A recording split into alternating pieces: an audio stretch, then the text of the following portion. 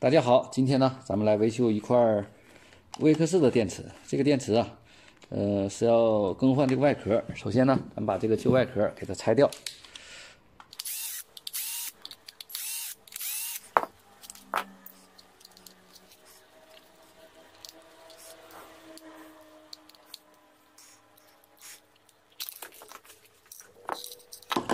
这样呢，这个外壳就拆掉了。然后呢，我们给它换一个新的。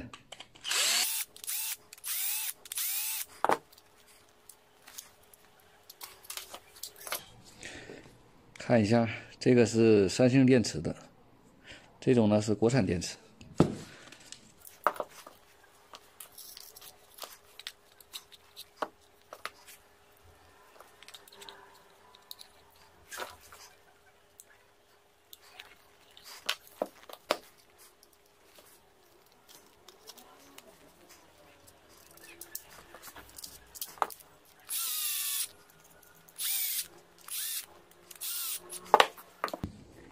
这样呢，这个电池外壳就换好了。